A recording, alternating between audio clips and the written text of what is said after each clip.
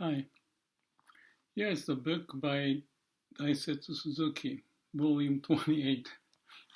So it's one of those thick, huge amount of information. And I've been reviewing some of those and found this discussion about the tribalism or ethnicity, if you might call, and the religion, the interrelationship he was talking about. And this is the material he wrote in 1948 or so. That's about the time when I was born. And what's interesting is at his age, perhaps 70-something, which is my age, and I went through ups and downs, right and left, of living life, and also religious, spiritual orientation. I was moving around. But Daisetz is one of those who influenced me a lot. So I may be biased, but like Mr. Nakayama, who is a physicist who got into Zen, and I had a long relationship with him in terms of visiting his place, his home, every time I go back to Japan. So as much as everyone is, but maybe more so, that I was curious in the sense of checking various angles to live life well. I use the term triangulating. It's not just the study of the religion, but also engineering I was in, but in business area on the Japan and the US and around the world, and book writing and all that. So that is all the background that I was curious always to check if I'm on the right track or not. So this is just a brief summary, if I can comment about the religion and the tribalism.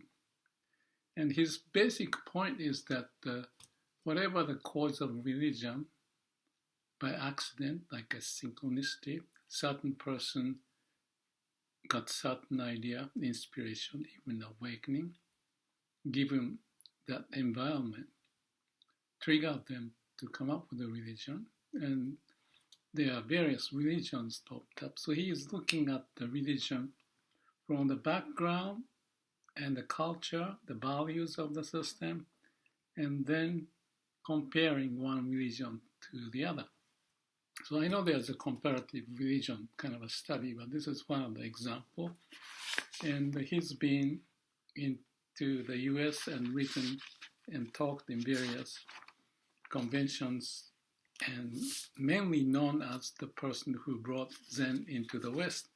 But he's very much familiar with the Shin Buddhism, not just Buddhism, but Christianity and other religions too. So this is just a few pages, but I'm trying to make sense out of it for myself. And if there's anyone listening to it, I think this is interesting.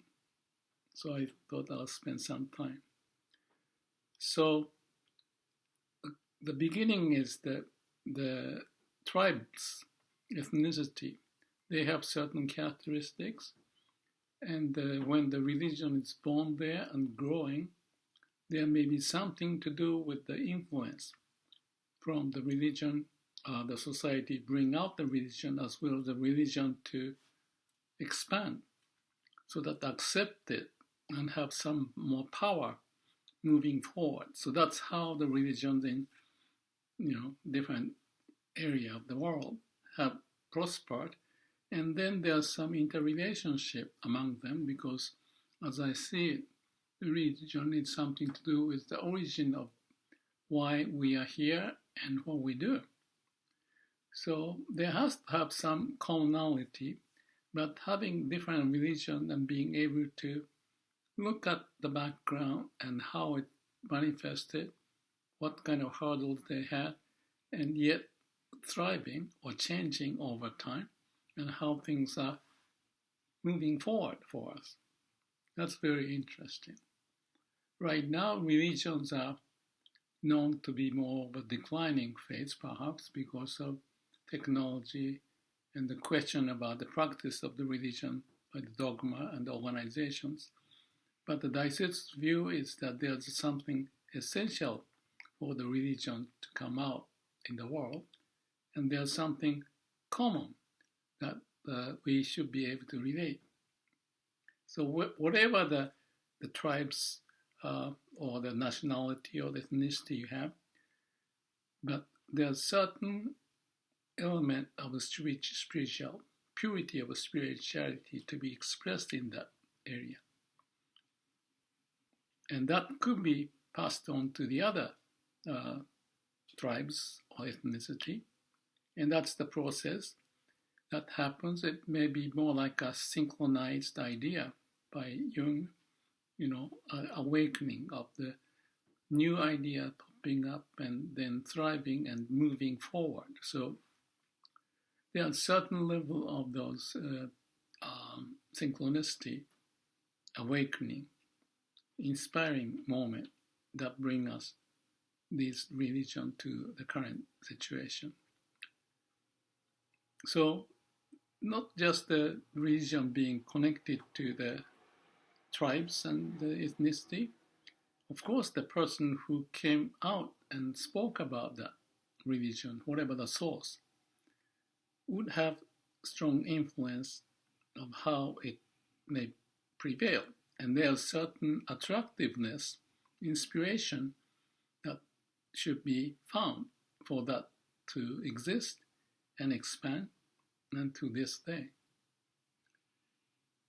So, in essence, all the religion may have certain character at the core, but because of the way it came out, that character is so strong so that it connects to the psychological orientation of the people at the time. And when you are caught up in that way of looking the religion, then the essence of it may be lost. So we have to look into individuality as a human, how the religion would affect. And studying this may be meaningful.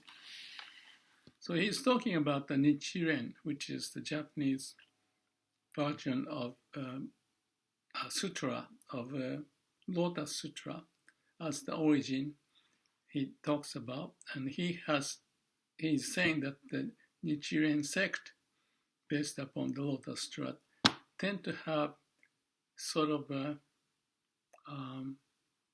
going against the hierarchy, as if there's ego. Ego and religion, how they mix together is a tricky thing. But the Nichiren, the person who lived perhaps 800 years ago, had the sense because of reason that he was brought up, and he had the strong view, almost like ego, that made the religion to be very forward, progressive, action-oriented. And from that point of view, Daisetz says it's interesting. So he is different from Shinran, from Shin Buddhism, for example, which is more compassionate. But that's just the background. And he came from the lower echelon of the society, maybe that reason, or he believes that could be the case. So he is against those with power and will, and there could be almost like a, how do you call this, jealousy, or something that has to be done to make the whole place equal to all. So that, I think, came out as the way the religion may have been processed, brought in and processed and spread out. That's one example. So the ones who may be under the suppression of the power, they have the tendency to rebel against it. And the Nichiren himself, coming from the small fishing village, and with his character, facing those governance situation, they must have felt something strong against it. So that's one idea. But then Daisetz switches to the communism, whatever the reason, and he says communism is not like a religion, so people may say, but the way he sees it is that clearly it's like a religious organization. Maybe he is thinking of almost like a dictatorship that comes out of it. And the activity is related to the economic issues, but the idea itself have a religious belief element in it. So in communism, they don't say God or Buddha, so it may not be found as a religion, but their view, their emotional sense that is to against the power, there's something religious to it. And he, I guess, is comparing to the Nichiren sect. And for that reason, Daisetz's point about the communists is that related to Marx, how he lived and what's the environment and his psychological state, that communist theory and the character may have an element of those who are suppressed under a certain regime that can be found in Russian Lenin, and the way has spread out, around the world, who may have the similar tendency. Now, talking about Christianity, he wondered about the background because of so many stories, but potentially the fact that he came as a son of a carpenter, and perhaps that's how his disciple wanted to see him like that. And what it means is that there's certain character of being from the poor background, not the wealth, and therefore it's not related to the power structure, and therefore talking about we don't just live with the bread. And such idea can be more common and well received by those who would resonate his view. So it's against the economic power in some way or the other, or political power, and therefore for those who goes into heaven may be for those with the poor background.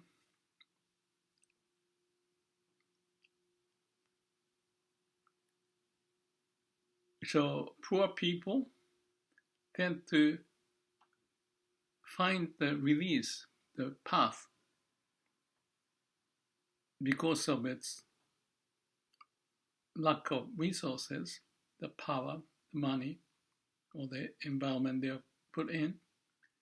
So that would drive them to be more into the religious direction, spiritual direction for the Savior. But as a background, there must have been certain level of, I don't know if it's the word, it's revenge or resistance to the structure of what they've got there.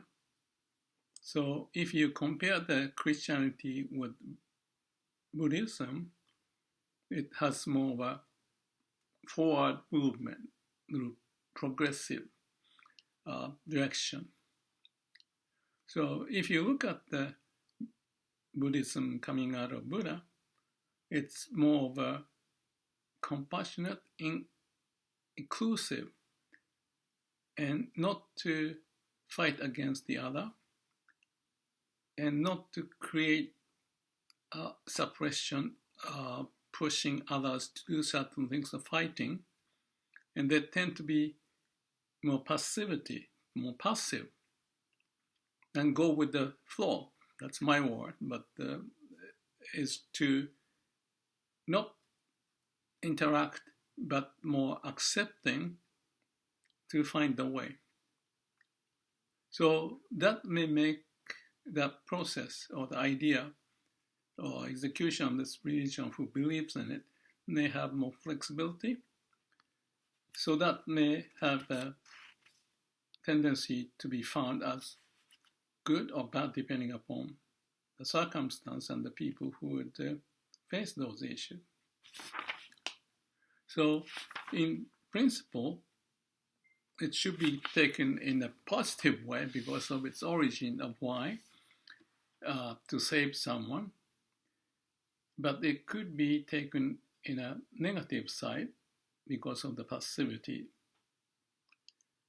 So, for example, he's talking about in Japan, in the war time, World War II, they were crazy against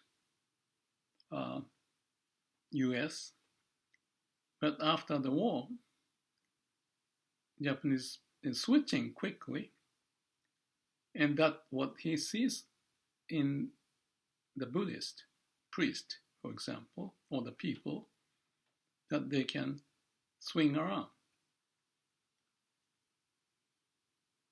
But the whole idea of the Mahayana Buddhism is to be seen somewhere, that is to aim for all beings be happy, somewhere in the Buddhism that need to be considered. The Shaka, or the Buddha himself, is from the wealth, from the prince of the kingdom, or some such level. So that make him to behave like more,